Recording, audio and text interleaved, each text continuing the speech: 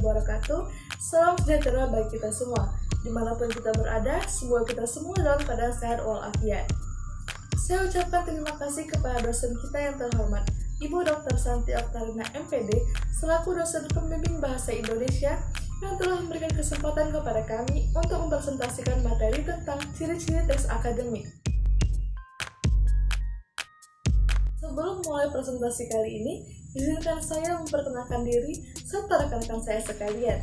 Saya Rahmana Fitasari selaku moderator, Zahra Fasya Effendi sebagai pemateri, Nyai Nadiatul Zakia sebagai pemateri, Nabila Hurunin sebagai pemateri, dan Afiyah Nabihah sebagai pemateri. Kami dari kelompok 2 Bahasa Indonesia, kelas A, Prodi Psikologi Fakultas Kedokteran. Sebelum kita mengetahui ciri-ciri dari teks akademik, alangkah baiknya kita mengetahui lebih dulu apa itu teks akademik. Baiklah, langsung saja untuk materi pertama mengenai pengertian teks akademik akan disampaikan oleh Saudari Zahra Fasya Effendi. Teks akademik atau karya tulis ilmiah merupakan tulisan yang membahas ilmu pengetahuan yang disusun secara sistematis dengan menggunakan bahasa yang benar.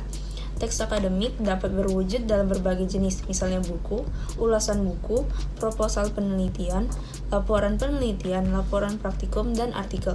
Jenis-jenis tersebut merupakan genre makro yang masing-masing di dalamnya terkandung campuran dari beberapa genre mikro seperti deskripsi, laporan, prosedur, eksplanasi, eksposisi, dan diskusi. Genre makro adalah genre yang digunakan untuk menamai sebuah teks secara keseluruhan, sedangkan genre mikro adalah sub-genre yang lebih kecil yang terdapat di dalam dan dipayungi oleh genre makro. Terima kasih kepada Saudari Zahra Fasya Effendi yang telah memberikan penjelasan mengenai pengertian dari teks akademik. Materi kedua yaitu ciri-ciri teks akademik yang akan disampaikan oleh Saudari Nyai Nadiatul Zakia. Ciri teks akademik yang pertama yaitu bersifat sederhana dalam struktur kalimat. Kesederhanaan teks akademik dapat terlihat dari struktur kalimat yang sederhana melalui penggunaan kalimat simplex. Ciri yang kedua yaitu teks akademik padat akan informasi. Kepadatan informasi pada teks akademik dapat dilihat melalui kalimat simplex dan melalui nominalisasi. Ciri yang ketiga yaitu teks akademik padat akan kata leksikal. Teks akademik lebih banyak mengandung kata-kata leksikal atau kata isi, seperti nomina, verba predikator, adjektiva, dan adverbial tertentu, daripada kata struktural seperti konjungsi, kata sandang, preposisi, dan sebagainya. Ciri yang keempat yaitu teks akademik banyak memanfaatkan nominalisasi.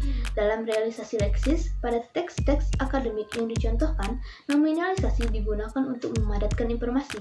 Nominalisasi pada teks akademik ditujukan untuk mengungkap pengetahuan dengan lebih ringkas dan padat. Ciri yang kelima yaitu teks akademik banyak memanfaatkan metafora gramatika melalui ungkapan inkongruen. Metafora gramatika adalah pergeseran dari satu jenis leksis ke jenis leksis lainnya, atau dari tataran gramatika yang lebih tinggi ke tataran gramatika yang lebih rendah. Realisasi secara kongruen adalah realisasi yang sewajar-wajarnya, sesuai dengan realitas. Misalnya, benda direalisasikan sebagai nomina, proses direalisasikan sebagai verba, kondisi direalisasikan sebagai adjektiva, dan sirkumstasi direalisasikan sebagai adverbial. Ciri yang keenam yaitu teks akademik banyak memanfaatkan istilah teknis. Pada prinsipnya, istilah teknis merupakan penamaan kepada sesuatu dengan menggunakan nomina, yang antara lain dibangun melalui proses nominalisasi. Ciri yang ketujuh yaitu teks akademik bersifat taksonomik dan abstrak. Pada dasarnya, taksonomi adalah pemetaan pokok persoalan melalui klasifikasi terhadap sesuatu.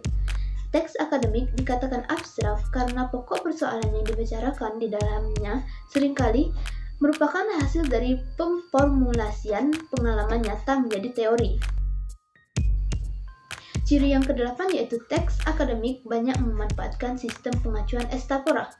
Pengacuan estapora dimanfaatkan pada teks akademik untuk menunjukkan prinsip generalitas bahwa benda yang disebut di dalam kelompok nominat tersebut bukan benda yang mengacu pada penyebutan sebelumnya. Ciri yang kesembilan yaitu teks akademik banyak memanfaatkan proses relasional identifikatif dan proses relasional atributif.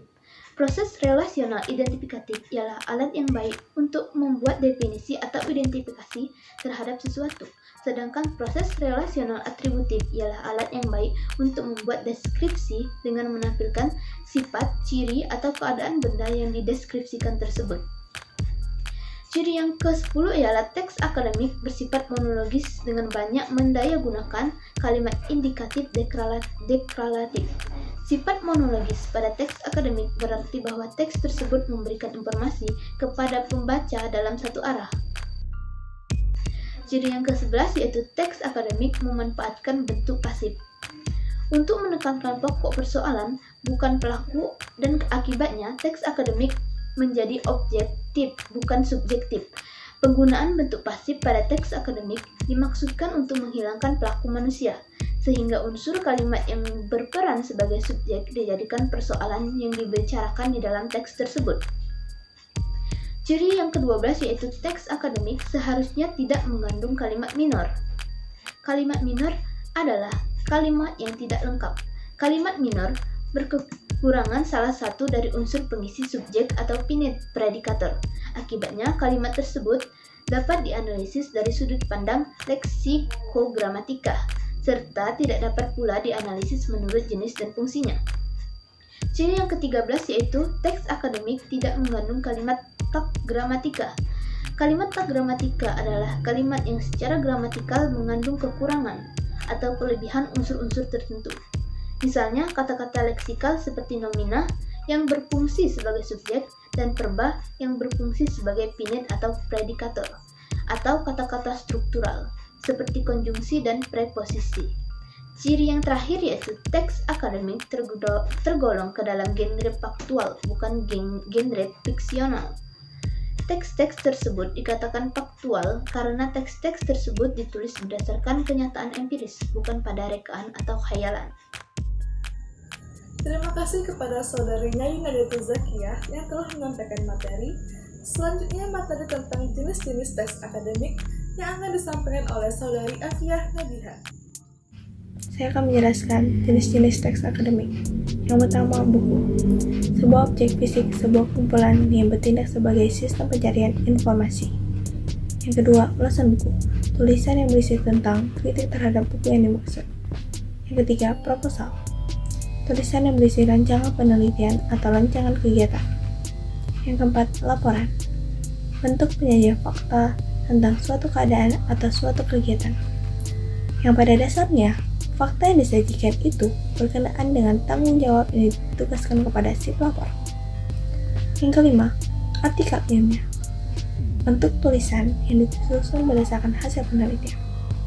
Apabila dimasukkan ke dalam konsep genre, jenis-jenis teks tersebut tergolong dalam genre makro, dan di dalam masing-masing genre makro itu mungkin ditemukan sejumlah genre mikro seperti deskripsi, prosedur, eksplanasi, eksposisi, dan diskusi. Genre makro adalah genre yang digunakan untuk menamai sebuah jenis teks secara keseluruhan.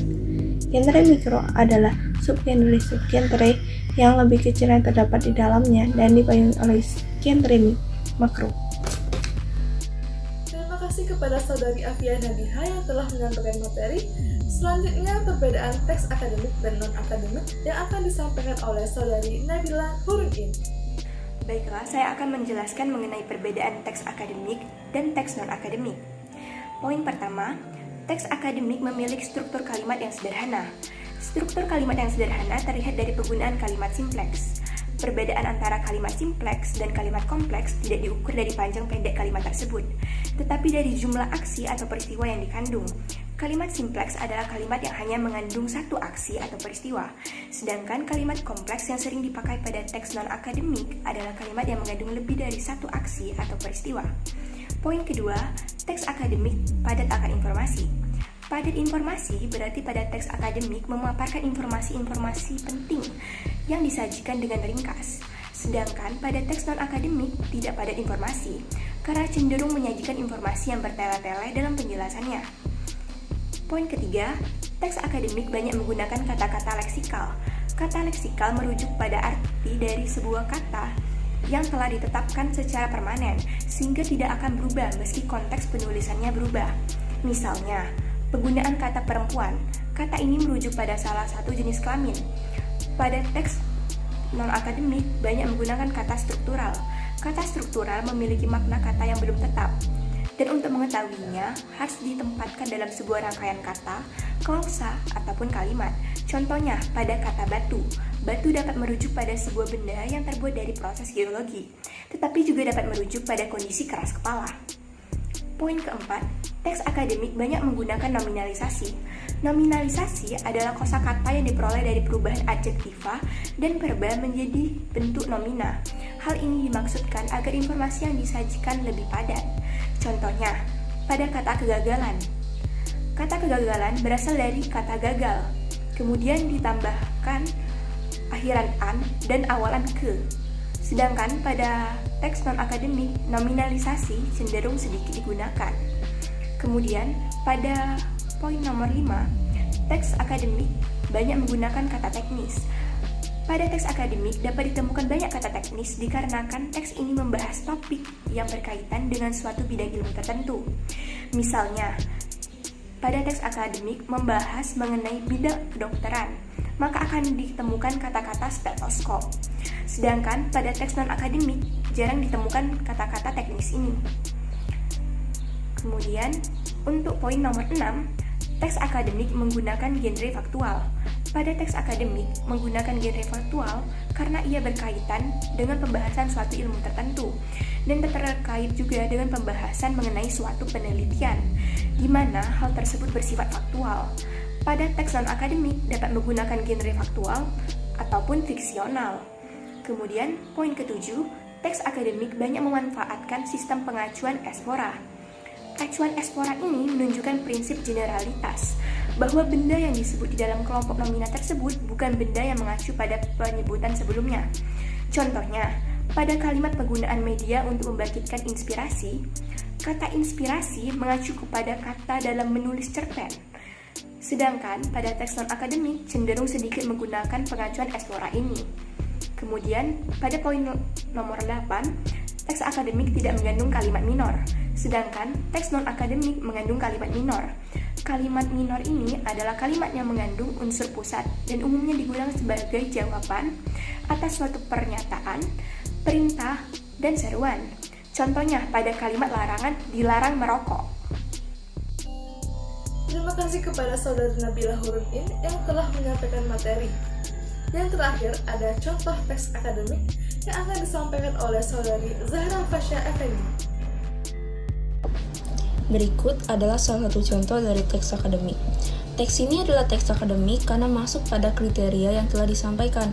Yang pertama, dalam teks ini terdapat kalimat simpleks seperti pada kalimat pertama, ada kompleks hipotaktik di kalimat saya mengalami kesulitan saat menggali ide karena keterbatasan pemahamannya, dan juga terdapat kompleks parataktik pada kalimat untuk menyempurnakan hasilnya, maka perlu perbaikan pada siklus kedua.